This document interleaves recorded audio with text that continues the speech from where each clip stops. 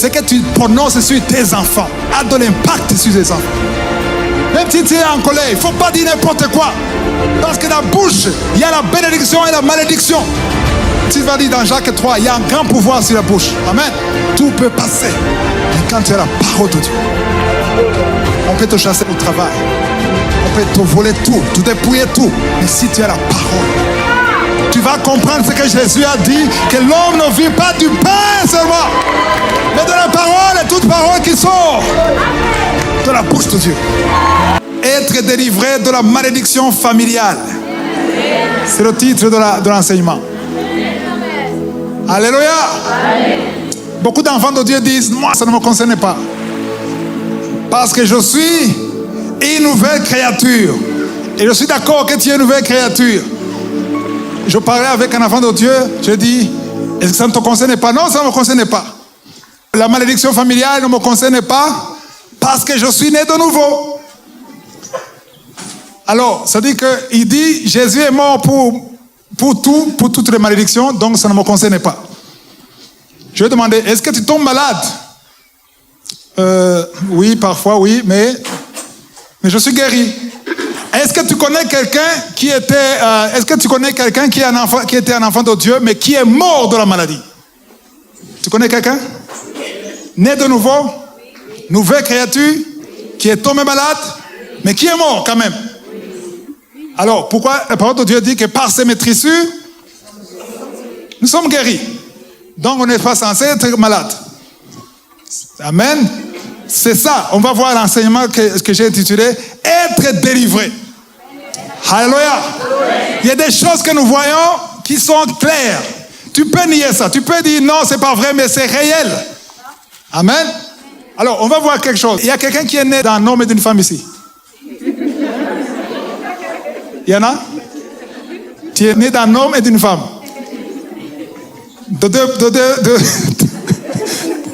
Alléluia.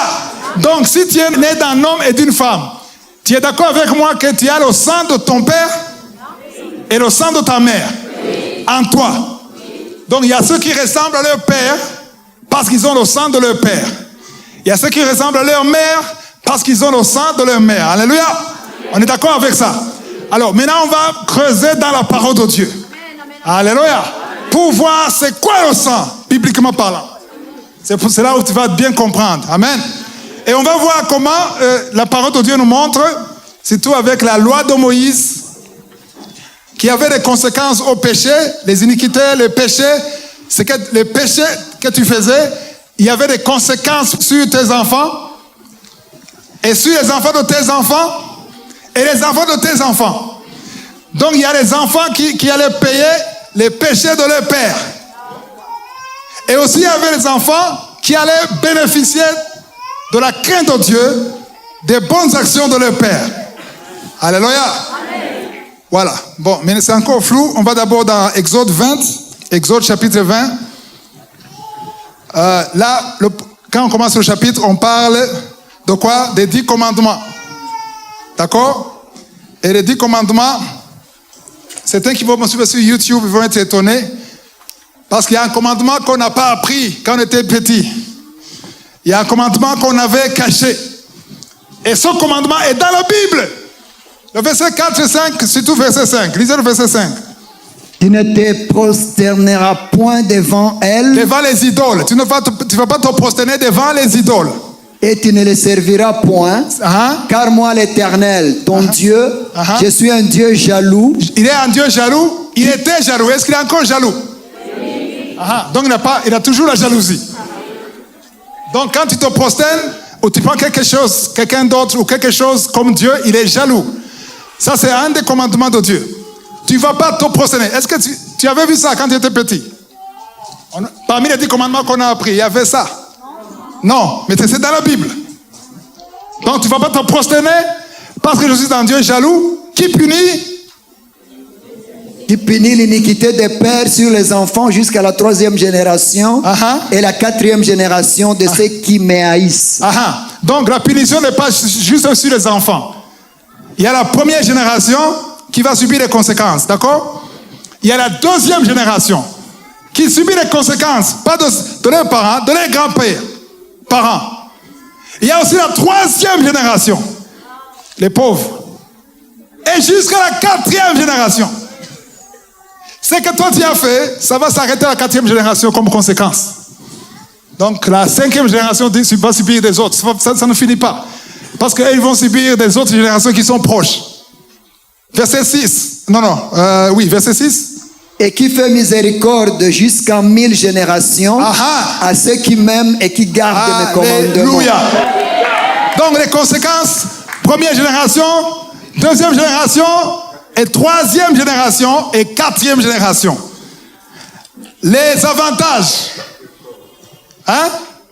Première génération, deuxième, troisième, et ça dépasse quatrième, cinquième. Je continue? Jusqu'à combien? Sixième, septième, huitième. On va dormir ici. Jusqu'à 1000. Si tu peux compter jusqu'à 1000, compte jusqu'à 1000. Alléluia. C'est ça l'avantage, c'est ce qu'on va voir. C'est ça l'avantage de craindre Dieu, de servir Dieu. Quand tu vas comprendre cet enseignement, tu vas craindre Dieu pour plaire à Dieu pour deux raisons. Pour plaire à Dieu et pour le bien de tes enfants. Alléluia. Il ne faut pas penser à toi seul, pense à tes enfants. Aux enfants de tes enfants. Et les enfants de tes enfants de tes enfants. Waouh, c'est profond. Exode 34, versets 5 à 7. L'Éternel descendit dans une nuée, se tint là auprès de lui et proclama le nom de l'Éternel. Se tint là auprès de Moïse, il a dit quoi, verset 6? Et l'Éternel passa devant lui et s'écria, l'Éternel, l'Éternel, Dieu miséricordieux et compatissant, lent à la colère, riche en bonté et en fidélité. 7. Qui conserve son amour jusqu'à 1000 générations. 1000 générations. Alléluia. La bonté de Dieu s'étend jusqu'à 1000 générations. Qui pardonne? Qui pardonne l'iniquité, la rébellion et le péché, mais qui ne tient point les coupables pour innocents, et qui punit l'iniquité des pères sur les enfants et sur les enfants des enfants jusqu'à la 3e et à la 4e génération. Les 3e et 4e génération, ce sont les conséquences du péché. L'iniquité des pères sur les enfants et sur les enfants des enfants jusqu'à la 3e et 4e génération. Autrement dit, le père sur les enfants et sur les enfants des enfants et les enfants des enfants des enfants, les enfants des enfants des enfants des enfants. Ça continue jusqu'à la 4e génération. Mais la bénédiction, jusqu'à les enfants des enfants, jusqu'à combien? Point 1000. Donc c'est très intéressant. Alléluia. C'est ce qui se passe en Israël. Israël, c'est un petit pays. Amen. Un petit pays dans le Golfe qui est haï par tous les pays là-bas. Arabes détestent Israël. Qui a été en Israël? En Israël, si tu vas là-bas, c'est une zone désertique, mais eux, tout est vert. Et ils mangent. Je demande, est-ce qu'ils voient ce qui se passe chez les voisins? Il y a une bénédiction qui est sur Israël jusqu'à aujourd'hui. Parce qu'ils n'ont pas encore atteint 1000. Si tu vas chercher dans Google ou sur Internet, ça fait à peu près 4000 ans qu'Abraham était là, quand il était vivant. 4000 ans. Donc une génération, c'est combien d'années? On parle de 40 ans. 40 ans, 1000 divisé par combien? Par 40, c'est combien? 25. C'est vrai? Donc 25 fois combien? Fois 4. C'est combien de générations? 100 générations. Donc, si Abraham, supposons qu'il était né en 2000. Supposons. Il était né en 2000. Maintenant, nous sommes en 2000 combien? 2024. Nous sommes encore sur la première génération. C'est encore lui. Donc il y a 2040. À partir de 2040, il y a la deuxième génération. À partir de 2080, il y a la troisième génération. D'accord? On continue jusqu'à combien? À quel chiffre? À 3000 ans. Donc maintenant, s'il était né en 2000, aujourd'hui, ils sont encore, maintenant, il y a 4000 ans. Ça veut dire qu'il y a 100 générations depuis Abraham jusqu'à aujourd'hui. Il y a encore 900 générations de Juifs qui vont bénéficier de la crainte de Dieu. Amen. De l'intégrité d'Abraham jusqu'à aujourd'hui. Et souvent dans la Bible, dans l'Ancien Testament, Dieu dit, je le fais pas à cause de vous, à cause de vos pères. Abraham, Isaac et Jacob. Vous êtes en train de jouir les bienfaits d'Abraham. Et jusqu'à aujourd'hui, si tu vas dans le monde entier, si tu vas aux États-Unis, le pays le plus puissant du monde, je vous dirais que les États-Unis sont plus puissants à cause des Juifs. Si tu vas à Hollywood, ce sont les Juifs qui tiennent Hollywood. Si tu vas dans le gouvernement américain, même le secrétaire général, alléluia, il est juif. La NASA qui contrôle le monde est contrôlée par les Juifs. L'économie américaine est contrôlée par les Juifs. Partout où tu vas en Europe, là il y a des Juifs. Il y a un musulman qui était un chauffeur de taxi, de Uber. Il m'a dit, tout ce quartier-là, tu vois, ce sont des Juifs. Ces gens-là, tout ce qu'ils touchent, c'est ce qu'il m'a dit. Tout ce qu'ils touchent, je ne sais pas leur secret. Ils ne connaissent pas leur secret. Leur secret vient d'Abraham. Alléluia. C'est pour ça qu'ils restent forts, même quand ils semblent petits. Alléluia. Ce n'est pas à cause d'eux qu'ils sont ce qu'ils sont. C'est à cause de leur père. Abraham, Isaac et Jacob qui est devenu Israël. Alléluia.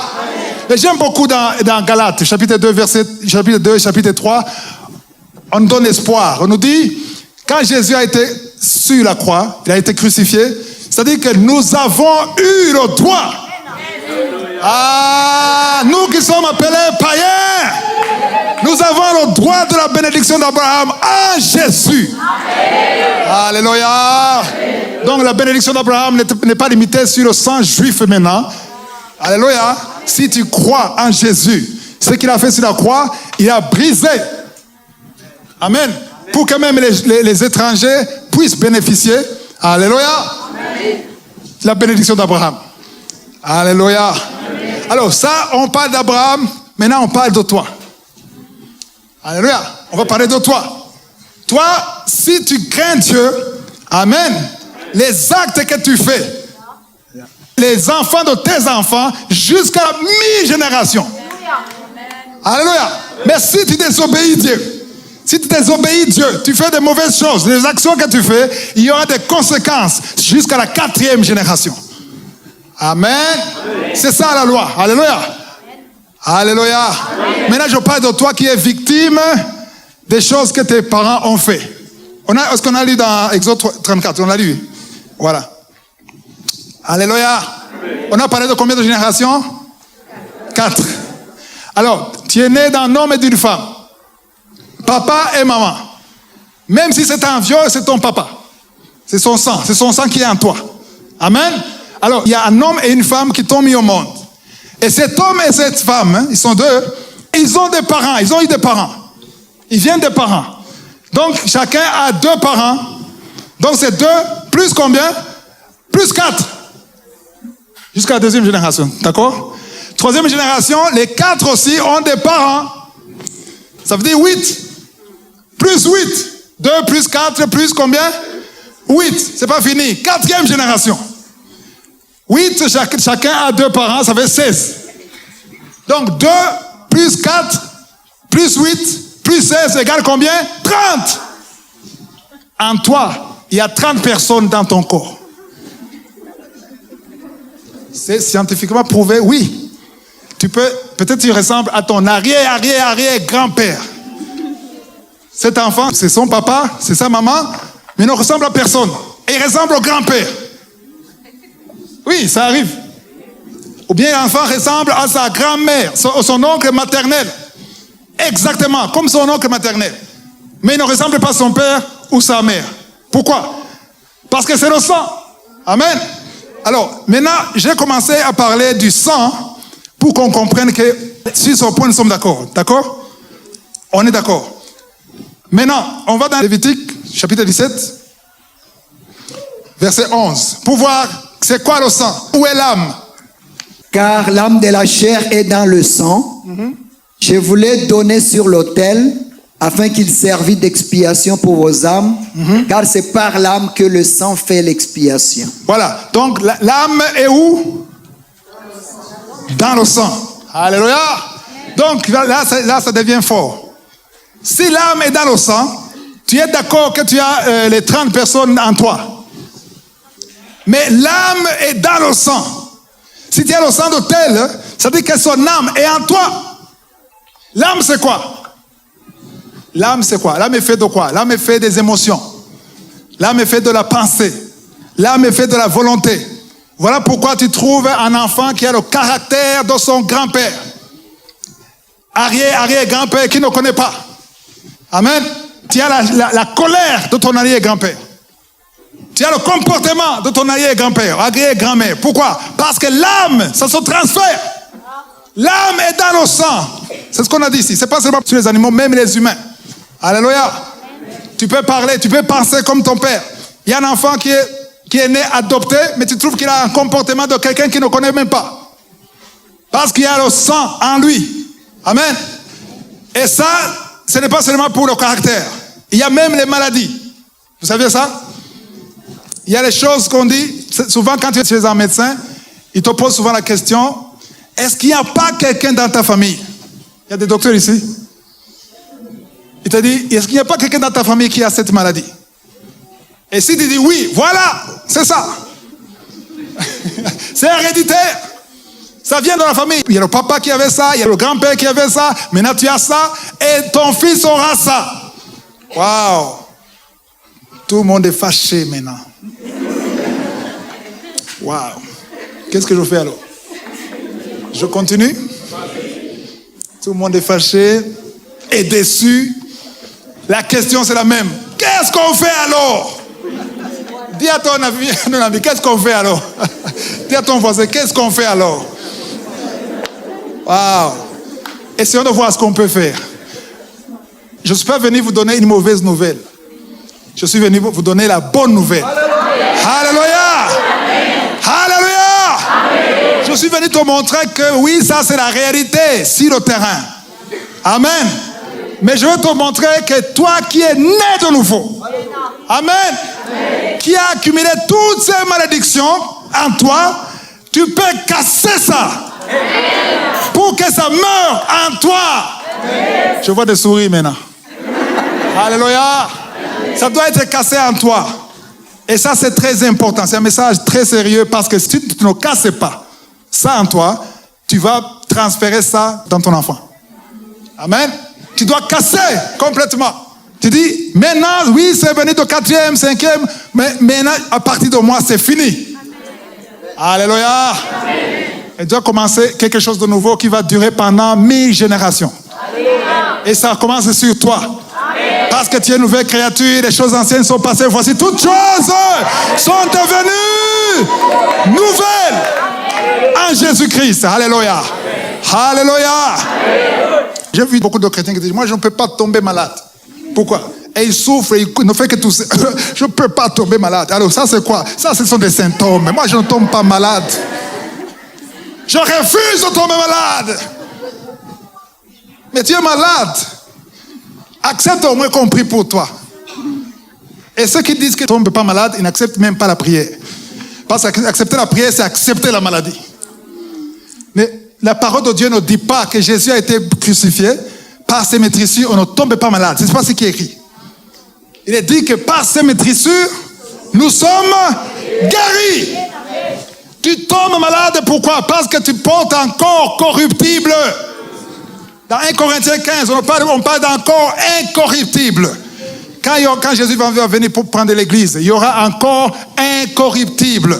Ce corps-là, il traverse le mur. Ici, je suis bloqué parce que c'est corruptible. Mais quand j'aurai son corps, quand je vais revenir avec Jésus pour régner pendant 1000 ans, je vais traverser ici. Quand Jésus est ressuscité, ils avaient fermé et il est entré. Shalom. Il est passé où? Parce qu'il avait un autre corps. À la résurrection, on aura un autre corps qui ne tombe pas malade, qui ne se fatigue pas. Alléluia. Quelqu'un me disait un jour, j'aimerais que Dieu m'ouvre les yeux, qu'il me montre ma maison au ciel pour que je vois ma chambre. Mon frère, il n'y aura pas de chambre. On ne dort pas au ciel. Parce qu'il n'y a pas de nuit. Il n'y a pas de soleil. C'est que la lumière, la gloire de Dieu qui éclaire tout le monde. Si tu crois qu'il y aura un divan où tu vas te reposer de quoi? Au ciel. Il n'y a pas de repos. On est en train de louer. Holy, holy, holy. Alléluia. La Bible dit qu'on oubliera tout. Il n'y aura pas de souhait comme ça. Il n'y aura pas de mouchoir. Parce qu'il n'y aura pas de souhait. Alléluia. Et au ciel, il n'y a pas d'homme et de femme. Dis pas ma chérie, tu seras ma chérie au ciel, il ne sera pas ta chérie. Parce que la chair et le sang n'hériteront pas. Jésus a dit, au ciel, nous serons comme des anges. Ah, j'ai vu des couples qui sont déçus. Le salut est individuel, mon frère et ma soeur. Si tu aimes ta femme, prie pour elle, pour qu'elle soit convertie, pour que vous montez ensemble. C'est ça la prière qu'il faut faire. Alléluia. On va dans Deutéronome chapitre 30, verset 19.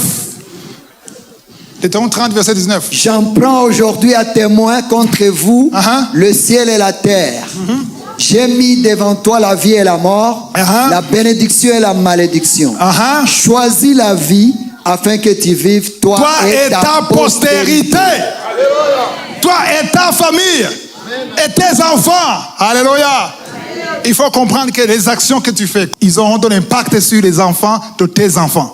Sur tes petits-enfants, tes arrière-petits-enfants, tout ce que tu fais ici. Alléluia. Beaucoup d'entre nous, nous subissons des choses qu'on ignore. Il y a des sacrifices qui ont été faits. Des sacrifices. Il y a un arrière-grand-père qui a fait des sacrifices. C'est toute la génération, toute sa postérité. Tu verras dans des familles des choses incroyables. Tu ne peux pas comprendre. Ici, je ne parle pas des païens, je parle des chrétiens dans l'église. Tu trouves que dans cette famille, il n'y a que des fausses couches. Toutes les filles, toute la famille, fausses couches. Ou bien il y a de belles filles qui ne se marient jamais. Alors qu'elles sont belles. Qu'est-ce qui se passe? Parce qu'il y a quelque chose que l'arrière-grand-père a dit. Il y a un contrat qui a été fait que tu ne connais pas. Alléluia. Tout ce que nous disons, il y a des greffiers au ciel qui écrivent.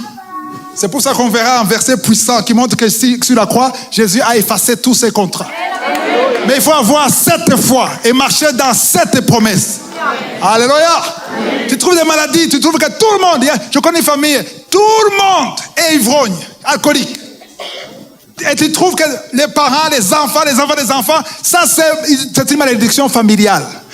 Il y a une famille qui est adultère, la fornication.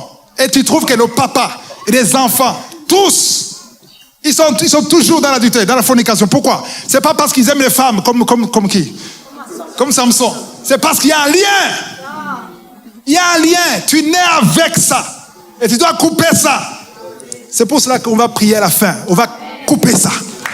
Alléluia. Si tu as la foi, tu vas couper ça et ça va mourir en toi. Tu ne vas pas transférer. Tu vas transférer de bonnes choses. Parce que ton arrière-grand-père a fait. Amen. Donc on va dans Ézéchiel, chapitre 18. La bonne nouvelle. Une bonne nouvelle maintenant. Alléluia. C'est une parole prophétique qui est même vivante aujourd'hui. Ézéchiel 18, verset, le 1er au 4e verset. La parole de l'Éternel me fit adresser en ces mots. Pourquoi dites-vous ces proverbes dans les pays d'Israël? Les pères ont mangé des raisins verts et les dents des enfants en ont été agacées.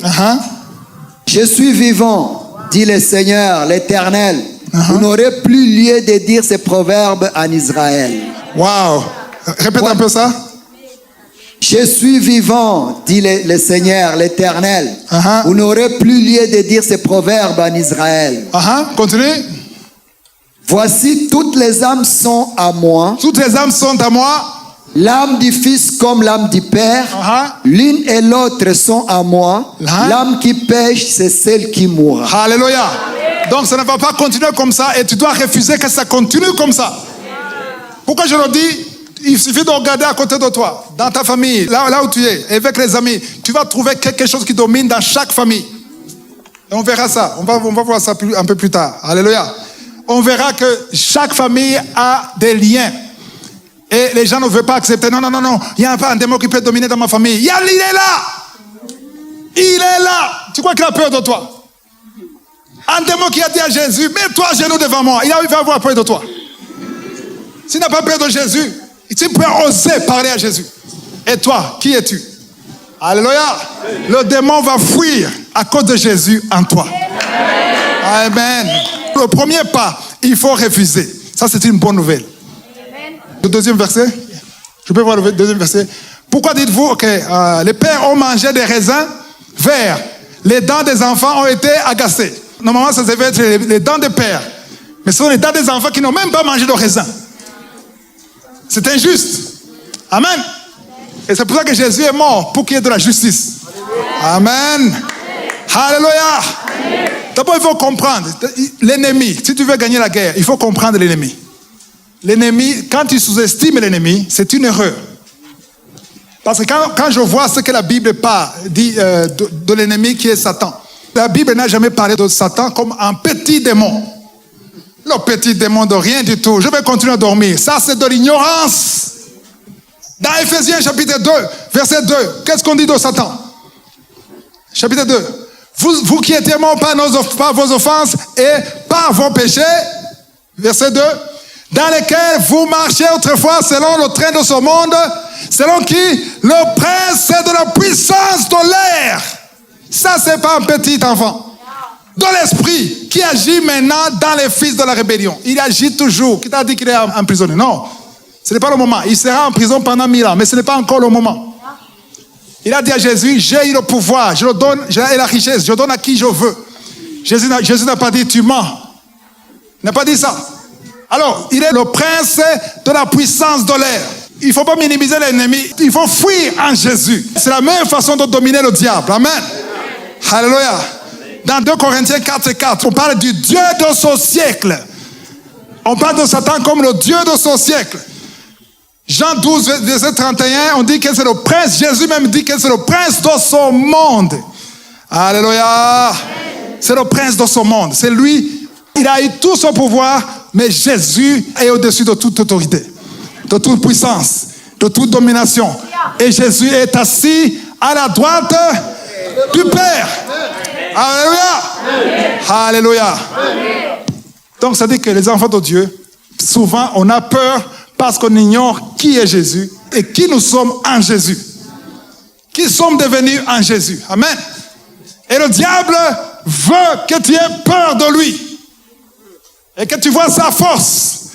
Dans la première partie, je disais à ceux qui étaient ici, quand les chrétiens voient, si tous les chrétiens, pas les païens, souvent les chrétiens, quand ils voient des miracles, la transformation, la délivrance, immédiatement on pense au diable. Cet homme, c'est un sataniste. C'est un Illuminati. Pourquoi? Parce qu'on voit toujours le diable. Sans le savoir, on adore le diable. Pourquoi est-ce qu'on voit le diable au premier plan? Pourquoi tu peux pas penser à Dieu? Tu penses toujours au diable. Amen. Donc le diable a créé quelque chose dans les enfants de Dieu, d'avoir peur de lui, de parler de lui. Même là, la prière, tu ne penses qu'au diable. Tu peux prier pendant 2 heures en pensant au diable, en chassant les démons seulement. Et quand est-ce que tu vas adorer Dieu? Il ne faut pas seulement chasser les démons, il faut adorer Dieu. La meilleure façon de chasser le diable, c'est d'élever un sacrifice de louange. Parce que la louange attire la présence de Dieu. La louange attire la présence de Dieu. Et quand Dieu descend, les démons fuient. Je vous ai dit la première partie, comment Paul et Silas, ils ont adoré alors qu'ils étaient enchaînés, ils étaient emprisonnés. Et il y a eu la présence de Dieu. Les portes se sont ouvertes, les chaînes ont été brisées à cause de la force qui est sortie de la bouche. La force de l'adoration. Amen. Donc on continue. Est-ce que ça vous intéresse? Oui. Ça vous intéresse? Oui. Est-ce que ça vous concerne? Oui. Ok, vous êtes sincères. On continue. La majorité est intéressée. Alléluia. Ok, maintenant, il y a un autre aspect que je vais vous montrer. Quelque chose de très important. Chacun de nous a une famille. Et ça, c'est très important ce que je veux dire. Tu as une famille où il y a une famille, papa, maman, frère, soeur, oncle, tout ça, c'est une famille proche. D'accord? Alors, au Burundi, il y a des ethnies et il y a aussi des tribus. Ça va? La semaine passée, j'enseignais ça en Kirundi et j'ai souffert. Je ne savais pas parler parce que chez nous, il y a des choses taboues qu'on ne dit pas. C'est pas comme au Congo. Moi, je suis Moulouba, à l'aise. Moi, je suis Kassaïen. Nous, les Kassaïens. Mais les Burundais disent ça. Ils ne peuvent pas dire ouvertement. Donc, les cultures diffèrent. Mais maintenant, je suis devant les francophones, je vais parler des Zoulous. Je vais parler des Zoulous en Afrique du Sud. Même les Congolais, ils sont à l'aise. Je peux parler des Balouba, il n'y a pas de problème. D'accord? Donc, chaque tribu a un esprit particulier. Tu vas trouver, nous les Zoulous, nous sommes comme ça. Il ne faut pas jouer avec nous. Nous les Kassaïens, nous sommes comme ça.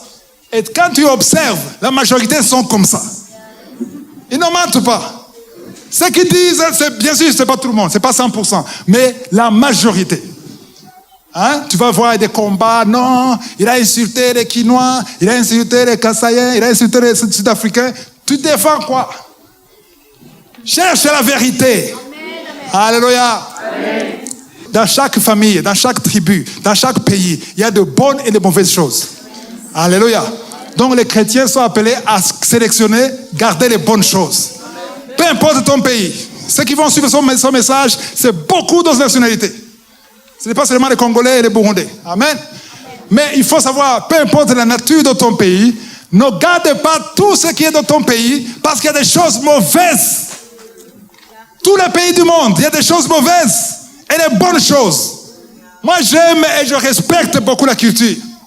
Mais il y a des choses culturelles. Si tu vas dans des pays africains, il y a des choses terribles que tu fais qui sont contraires à la parole de Dieu. Et ça, il ne faut pas faire. Amen. Amen. Dans notre culture, il y a longtemps, tu ne pouvais pas choisir une femme. C'est ton père qui choisissait pour toi. Tu veux retourner là-bas? C'est ton père qui choisissait pour toi.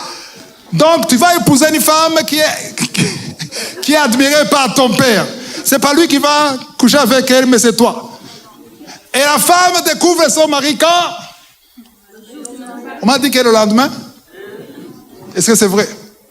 Mais ce qui est pire, si tu écoutes les choses, j'ai entendu des choses horribles, on me dit quand même, ils exagèrent. Est-ce que ça c'est vrai? Que toi, tu es marié, tu vas très loin pendant longtemps, et que ton petit frère est permis culturellement de venir dans ta chambre, dans ton lit. Il n'y a pas de problème. Est-ce qu'on doit retourner là-bas? Il a dit,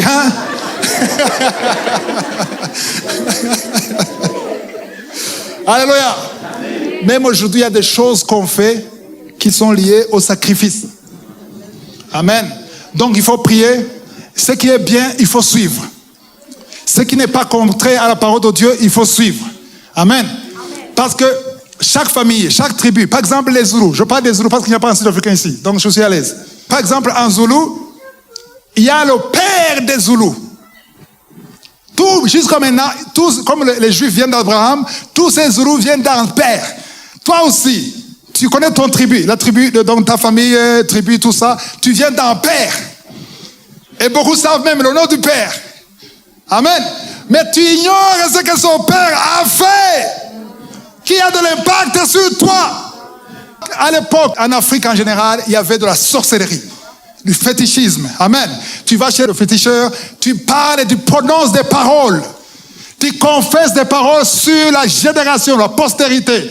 Tous mes enfants, tu donnes des sacrifices. Parfois, on donnait des sacrifices humains. Le sacrifice, on tuait les gens. Amen. Et aujourd'hui, nous subissons des choses qu'on ne sait pas, qu'on ignore. Tu n'étais pas là. Amen. Alors, quand le diable vient dans ta famille, dans ta vie, qu'est-ce qu'il fait? Le diable connaît la loi, les principes de Dieu. Et il vient avec un contrat signé par ton arrière-grand-père.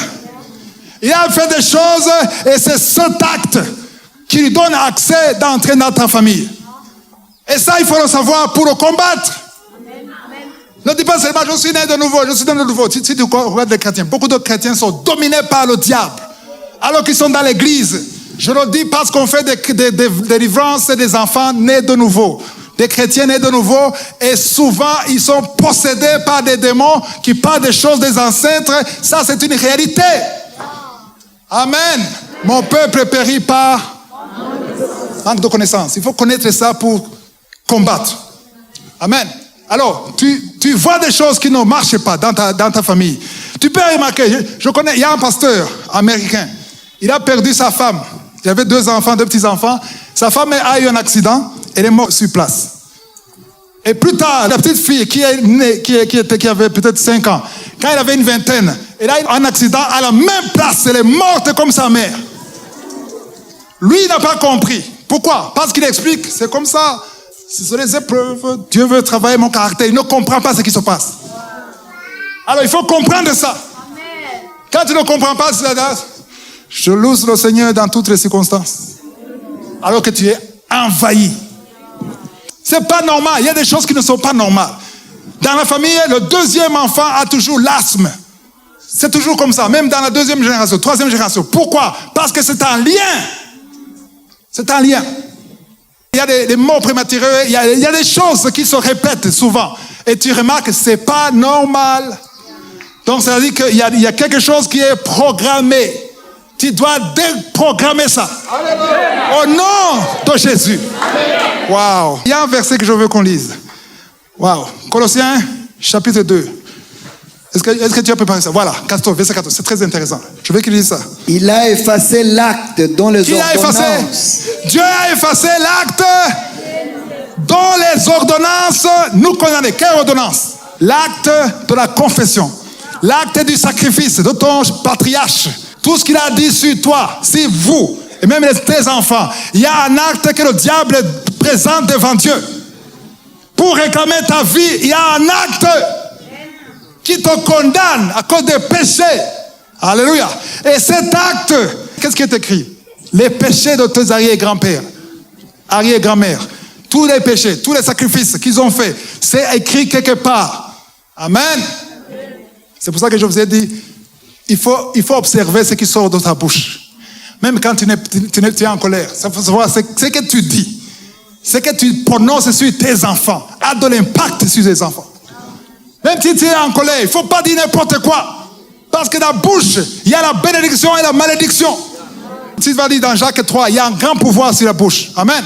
Alors, les actes que tu fais, les péchés que tu as faits, les sacrifices que tu as faits, il y a quelque part le diable qui écrit. Il y a un acte dont l'ordonnance te condamne. Et cet acte, les actes qui nous condamnaient et qui subsistaient contre nous, pas seulement nous, même les péchés qui ne nous concernent pas, ça subsiste contre nous. Et Dieu l'a détruit. À la croix. Où? Cloué à la croix. Quand Jésus a été cloué, c'était effacé. Alléluia. C'était effacé. Et il ne faut pas être fier. Moi, le Zoulou, nous les Zoulous, tu ne sais pas ce que les Zoulous ont fait. Il ne faut pas être fier d'être Zoulou, parce que tu es mort, tu ne vis plus. C'est Christ qui vit en toi. Sois fier d'être une nouvelle créature, d'être un enfant de Dieu. Nous les Noirs, nous sommes les plus belles. Qui t'a dit ça? Son corps va pourrir. Dans 20 ans, tu vas te regarder dans le miroir, tu ne vas pas te reconnaître. Il ne faut pas être fier des choses périssables. Gardez vos yeux sur les choses qui sont célestes. Les choses célestes, non pas les choses terrestres. Alléluia. J'aime beaucoup ça. Il a effacé l'acte. Jésus a effacé. Si tu vois quelque chose qui ne marche pas dans ta famille, tu vois les choses qui ne marchent pas dans tes enfants, dans tes parents, il faut toujours, tous les soirs, avant de dormir, confesse ce verset. Et demande au Saint-Esprit que ce verset ait la vie en toi. Tu effaces. Jésus a effacé. Ne demande pas à Dieu d'effacer. C'est déjà effacé. Mais il faut que ce soit pratique, que ce soit une réalité dans ta vie. Si c'est effacé, pourquoi les enfants de Dieu sont toujours dans la souffrance? Ils sont toujours dans la malédiction. Pourquoi? Pourquoi quand on prie pour les enfants de Dieu, on voit des délivrances, on sent les démons qui parlent? Pourquoi? Pourtant, ils ont accepté Jésus. Ils sont nés de nouveau. Mais c'est une réalité. Tous les serviteurs de Dieu qui vont me suivre, qui font les délivrances, ils savent que je dis la vérité. Amen. Seulement ceux qui n'ont pas fait la délivrance, ils disent non, c'est pas vrai. Non. Moi non. Tu gardes les choses. Il faut sortir ces choses. Alléluia. Le verset 15. Il a dépouillé les dominations et les autorités et les a livrées publiquement en spectacle. Alléluia. En triomphant d'elles par la croix. Est-ce que vous comprenez le verbe dépouiller? Dépouiller, ce n'est pas voler. C'est raser. Dépouiller. Prendre tout. Dépouiller les dominations. Il y a des versions anglaises où on parle désarmer. Quand on désarme un militaire, il devient civil comme toi. Amen. Il est dangereux quand il a une arme. Quand il n'a pas une arme, peut-être tu es plus fort que lui. Et tu vas te battre avec lui. Donc il a désarmé. Il a dépouillé les dominations et les autorités et les a livrées publiquement. Parce qu'il a été pendu publiquement. En spectacle. En triomphant d'elle par la croix. Alléluia. Jésus a triomphé. Ça, c'est un verset très puissant qu'il faut noter. Il ne faut jamais oublier. Il faut même mémoriser le verset. Colossiens 2, 14 à 15. C'est un verset très fort. Un verset que j'utilise quand je fais la délivrance. Alléluia. Amen. Alors, maintenant, parlons des pauvres Zoulous. Je ne parle que des Zoulous. Amen. Les Zoulous, pas seulement les tribus, même les nations. Amen. Par exemple, les Marocains. Il n'y a pas un Marocain ici. Les Algériens. Il n'y a pas un Algérien. Il y a un Algérien. Oh, je parle autre chose alors. Les Guinéens. Il y a un Guinéen ici. Ok. Je vais parler des Guinéens. Ok. Si tu es Guinéen, tu viens de la Guinée. Amen. Il y a un démon qui domine au-dessus de la Guinée. Oui ou non? Oui. Même ton pays. Si ton pays, il y a un démon qui domine sur ton pays. Tu vas lire tout le chapitre 10 de Daniel. Tu verras comment on parle du roi. Amen. Quel roi? Amen. Le roi de Perse, mais on ne parle pas du roi de la chair.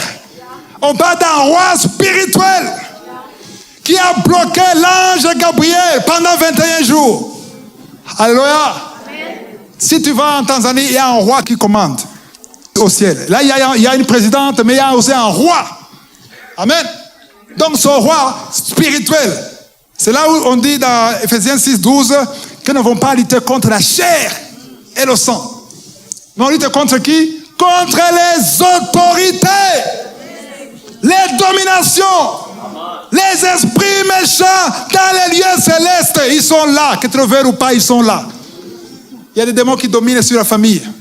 Il y a des démons qui dominent sur la tribu, sur l'ethnie, sur la race. Il y a des démons qui dominent sur un pays. Alléluia. Quand tu vas dans un pays, on te dit, ah là, les Chinois sont comme ça. Il faut faire attention avec les Chinois. Ils sont comme ça. Quand tu vis avec eux, tu vas voir que souvent, ce qu'on te dit est vraiment réel. Hein? Si on te dit, les Congolais sont comme ça, les Kenyans sont comme ça, tu vas voir que la majorité est comme ça. Pourquoi? Parce qu'il y a un esprit qui domine. Ah, tu vas me dire, tu inventes des histoires. Je vais te prouver que c'est biblique. D'accord? On va lire dans la parole de Dieu. On va dans Tite, premier chapitre, verset 12. Là, on va parler d'un pays qui s'appelle Crète. Crète, c'est une île qui est en Grèce. Amen. Une île. Donc là, c'est un Crétois qui donne un habitant de l'île de Crète qui parle de sa population. C'est comme un Burundais qui vient parler des Burundais. Nous, les Burundais, nous sommes comme ça. Voilà. Maintenant, là, on lit dans la Bible. C'est pas quelque chose que j'invente. On va lire le verset 12. L'un d'entre eux... D'entre eux qui? Les Crétois. Qu'est-ce qu'il a dit? L'un d'entre eux, leur propre prophète, a dit, Crétois toujours menteur, méchante bête, ventre paresseux. Attends, là, ce n'est pas un simple chrétien qui parle. C'est le prophète des Crétois. Autrement dit, c'est un serviteur de Dieu qui comprend les choses spirituelles. Ici, c'est Tite qui parle. Amen. Il dit, qu'est-ce qu'il a dit? Les Crétois sont comment? Toujours menteurs. Méchantes. Non, méchantes bêtes. Ou méchantes bêtes, donc c'est comme bestial. Et ventre paresseux. Il n'aime pas travailler. Ça, c'est quelqu'un, ce n'est même pas... Là, si c'était un Corinthien qui disait ça, le Crétois pouvait même le tuer. Mais maintenant, c'est un Crétois qui est respecté, qui est même le prophète. Il dit ça d'eux-mêmes. Verset 12, 13. Ce témoignage est vrai. Attends, même le titre confirme. Il confirme que son témoignage, c'est pas de la folie, c'est vrai. Pourquoi? Parce que lui aussi, il a vu ça. Il a vu ça. Ce témoignage est vrai, c'est pourquoi reprends-les sévèrement. Qui dit non, Nouveau Testament, il n'y a pas de la sévérité. Notre Dieu est bon et aussi sévère. Alléluia. Dans Romains, on parle, on néglige pas la sévérité de Dieu. Il y a la bonté de Dieu, il y a aussi la sévérité. Pas la méchanceté, mais la sévérité. On est sévère avec un enfant qu'on aime. Alléluia. Il ne faut pas confondre sévérité et méchanceté. Dieu n'est pas méchant, mais parfois il est sévère. Il est jaloux, oui. Mais je parle de la sévérité. Amen. C'est pourquoi reprends-les sévèrement afin qu'ils aient une foi saine. Amen. La foi saine. Tu ne peux pas avoir la foi saine quand tu es paresseux, quand tu es menteur. Les menteurs n'ont pas de foi saine. Tu es chrétien, mais tu n'es pas né de nouveau réellement parce que tu mens. Quelque part dans la parole de Dieu, on dit que même les menteurs n'hériteront pas le royaume des cieux. Ce n'est pas moi qui le dis. Une foi saine. Verset 14. Et qu'il ne s'attache pas à des fables judaïques. Les fables judaïques. Et à des commandements d'hommes qui se détournent de la vérité. Voilà, la foi saine, c'est quand tu te lis à la parole pure de Dieu. C'est ça la foi saine. Amen. Verset 15. Tout est pur pour ceux qui sont purs. Oui, nous prions avant de manger, mais nous sommes purs. Si tu es pur, tu vas purifier. Seigneur, je te remercie parce que tout est pur pour ceux qui sont purs. Donc cette nourriture est pure. Amen. Mais rien n'est pur pour ceux qui sont souillés, incrédules. Leur intelligence et leur conscience sont souillées. Ici, on est sévère dans la sanctification. Aujourd'hui, quand tu prêches ça dans certaines églises, on te chasse. J'ai prêché quelque part aux États-Unis, dans 2014, 2015, on a failli me chasser. Le pasteur qui m'avait programmé pour toute la semaine. J'ai prêché dimanche, il a dit, on va puiser Christ, tout ce qu'il a, toute la semaine. C'était un pasteur blanc, américain. J'ai enseigné un message, je disais, les voleurs de la gloire de Dieu. Et les gens disaient, Amen! Mais lui, il était rouge. À la fin, il m'a mis dans un restaurant avec sa femme. Il a dit, mon frère, ici, ce n'est pas l'Afrique. Il ne faut pas mener ta culture africaine ici. Et il a annulé toute la semaine. Je n'ai plus prêché dans cette église. Mais ceux qui ont entendu, ils ont entendu. Alléluia. Donc, il faut être ferme dans la parole de Dieu. Ne sois pas découragé par ceux qui te disent non, il faut évoluer. Moi, j'aime pas quand les chrétiens me disent il faut évoluer. Quand même, nous sommes en 2024. La parole de Dieu n'évolue pas, s'il vous plaît.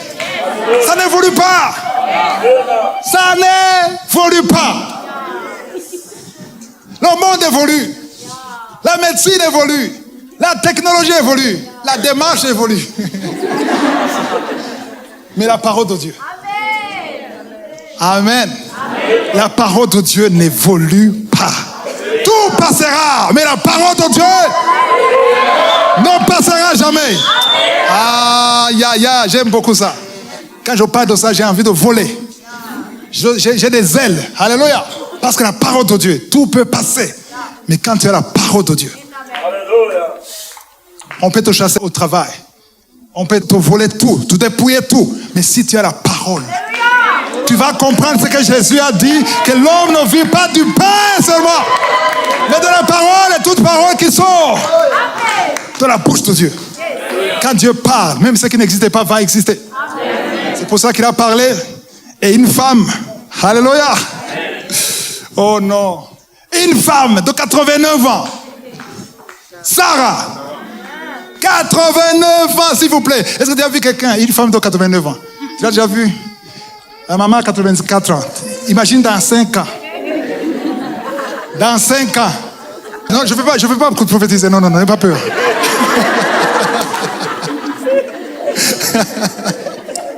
Il a dit, non. Tu as 89 ans et là, je dis, l'année prochaine, quand tu auras 90 ans, tu auras un enfant. En fait, on a dit ça à qui? À Abraham. La pauvre femme de 89 ans était derrière la tente. Elle était en train d'écouter. Et ça l'a échappé. Dieu dit, pourquoi elle a ri? Mais je n'ai pas ri. Si tu as ri, commence à discuter avec Dieu. Alors, pourquoi elle a ri? Elle a tout simplement expliqué pourquoi elle a ri. Et elle a raison normalement, humainement parlant. Non seulement, je ne peux pas dire que je suis ménopausé. En fait, je suis super ménopausé. Alors, même si je n'étais pas ménopausé, mon Seigneur, mon mari, mon chéri, c'est cadavéré. C'est fini. Il ne peut pas. Son corps, c'est fini. C'est ce qu'elle a dit, elle-même. Il ne peut pas faire ça. Parce que Dieu ne considère pas la réalité. Il considère la vérité. Quand tu comprendras qu'il y a une différence entre la vérité et la réalité. La vérité et la réalité, c'est différent. Parce que la réalité te dit, tu n'as personne pour t'aider pour avoir le travail. Ta famille est finie. Ta famille est pauvre. Tu n'as pas de licence. Tu n'as pas de degree. Donc, tu es condamné à être pauvre. Ça, c'est la réalité du pays. Tu es dans le pays le plus pauvre. Ça, c'est la réalité. Mais la vérité, la vérité ne considère pas la réalité. La vérité ne considère pas l'apparence physique. La vérité considère ceux qui sont dans la bouche de Dieu. Alléluia. Les Zoulous peuvent être des criminels, des adultères, mais toi tu es un Zoulou né de nouveau. Ce n'est plus toi qui vis, c'est Christ qui vit en toi. Il faut être ferme. N'écoute pas ce que le diable te dit. Mais Sarah dit non, quand même. Regarde mon corps, regarde-moi. Sarah a dit, je n'éprouve même plus de désirs. Comment est-ce que je ferais ça? Mon mari, c'est fini, impuissant. C'est ce qu'il a dit. C'est pas moi qui le dis, c'est elle qui a dit ça. Donc c'est impossible. Rien n'est impossible. Ce qui est impossible aux hommes est possible à Dieu. Écoute ce que Dieu te dit. N'écoute pas ce que les hommes te disent. Parce que quand Dieu te donnera une vision ou une requête, il ne faut pas partager avec n'importe qui. Partage aux hommes et femmes qui sont matures spirituellement. Ceux qui comprennent les choses spirituelles pour qu'ils t'aident pour la prière. Parce qu'il y a des gens, quand tu partages ton songe, tu vas subir ça comme Joseph. Joseph a dit, je vous ai vu tous prosterner devant moi. Quoi? Waouh. Donc les songes, les promesses, il ne faut pas publier partout. Sur Instagram, sur Facebook, partout. Non. Ne dis pas partout. Parle aux gens qui sont mûrs et qui vont te soutenir. Je vais te dire que tous ceux qui disent je vais prier pour toi, ils te mentent. Ils ne prient pas pour toi. Tu partages le fardeau, s'il te plaît, prie pour moi, j'ai ça. Oh oui, nous allons prier pour toi. Et il va informer tout le monde.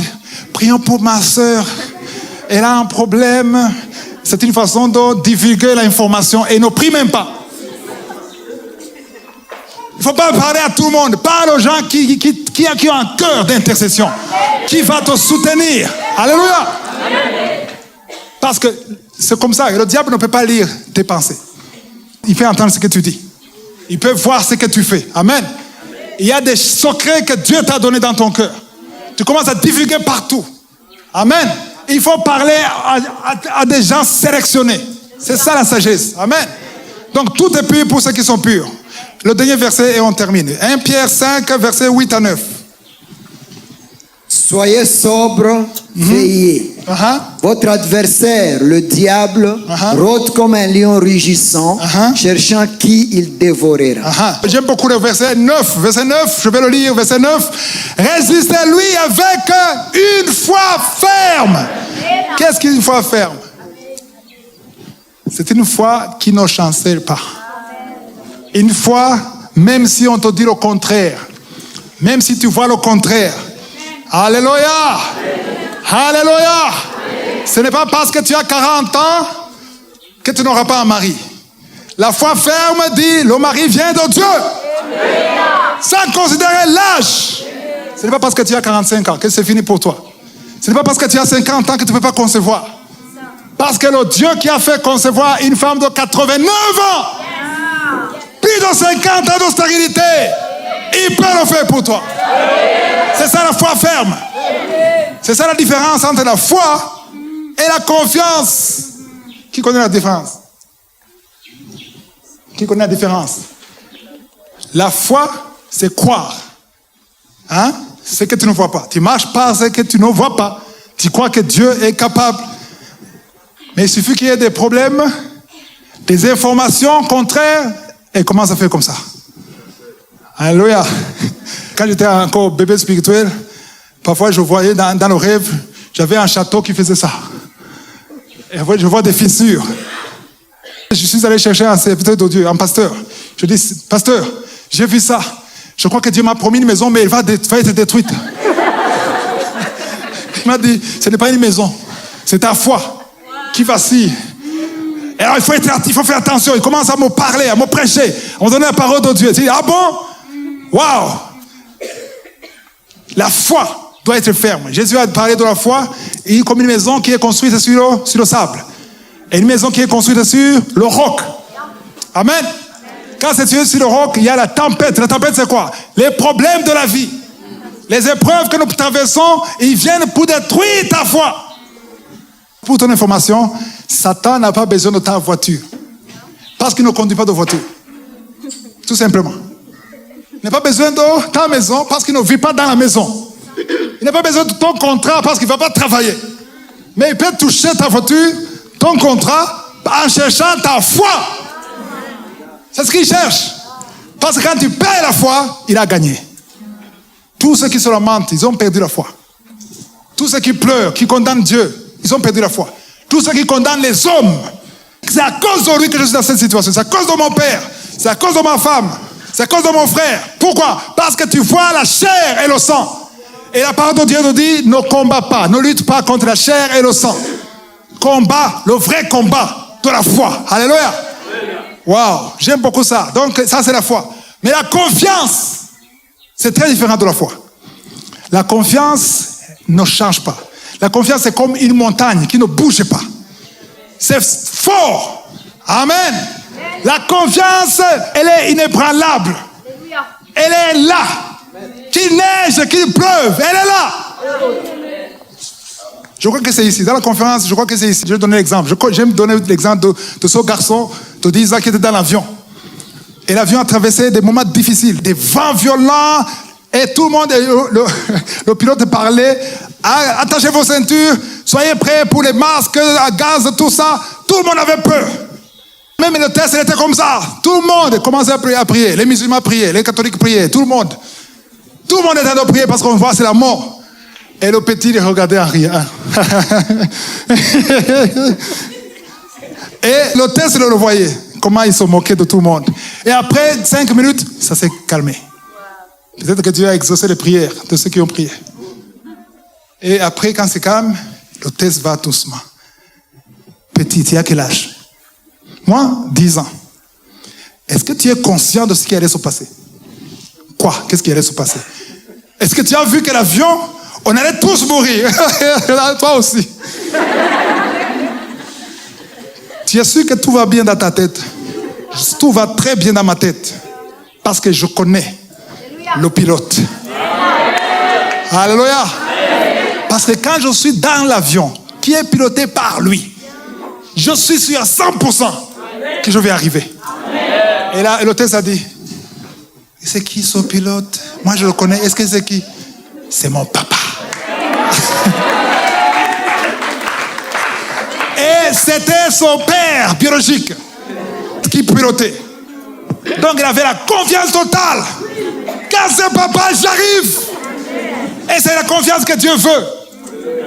Parce que Jésus, quand il était dans la barque, Marc chapitre 4, tout le monde a dit, nous périssons, maître. Il dormait. Il y avait l'eau et il dormait.